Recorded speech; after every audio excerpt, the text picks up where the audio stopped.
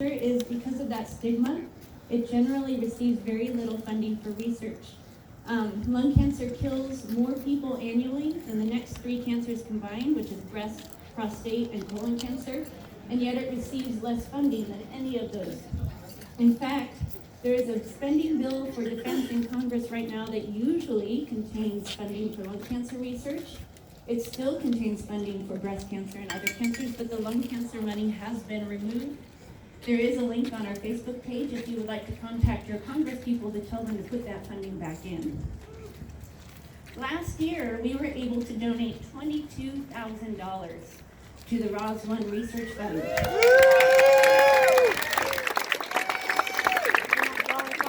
That money is used to develop cell lines and mouse models, and the way they get the tissue for those is those of us that have ROS1-driven lung cancer. When we have a medical procedure with a biopsy or a fluid drain, we arrange to send the extra material to the lab, and they use that for creating those cell lines and mouse models. And that research has been making a difference. And to talk a little bit about that, I have Dr. Keith Eaton from the Seattle Cancer Care Alliance here today. Thanks.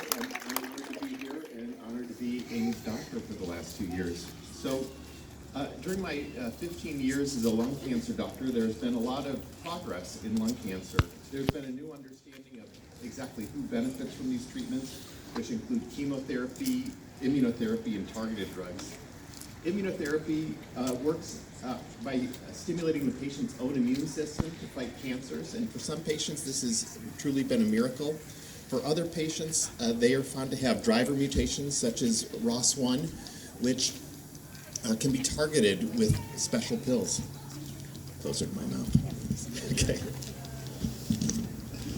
So now we test patients. So the whole paradigm in which we treat patients is different. We check to see whether they have these mutations, and if they do, they're candidates for these really radically life-changing drugs.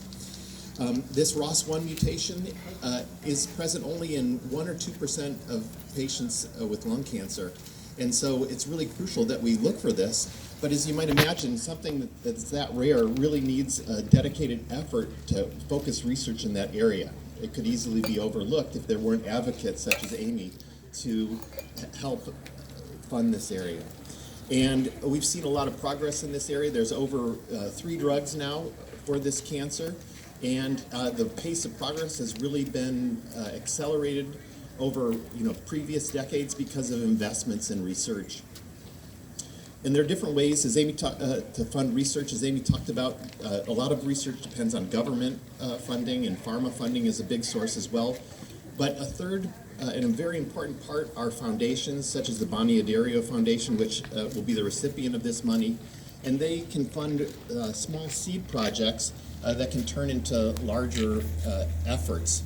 And I myself have been a beneficiary of this. So the Leukemia and Lymphoma Foundation funded work in what are called CAR T cells, which is a reason, and because of that therapy, I'm here to talk to you today.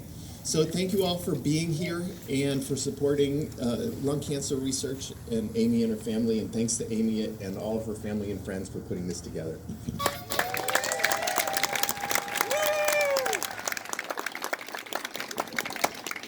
Now, I don't know about you, but I'm freezing, so it is time to warm up.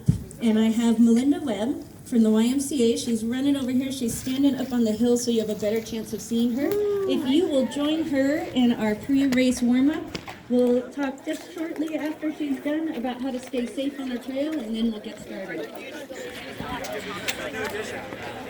Yay!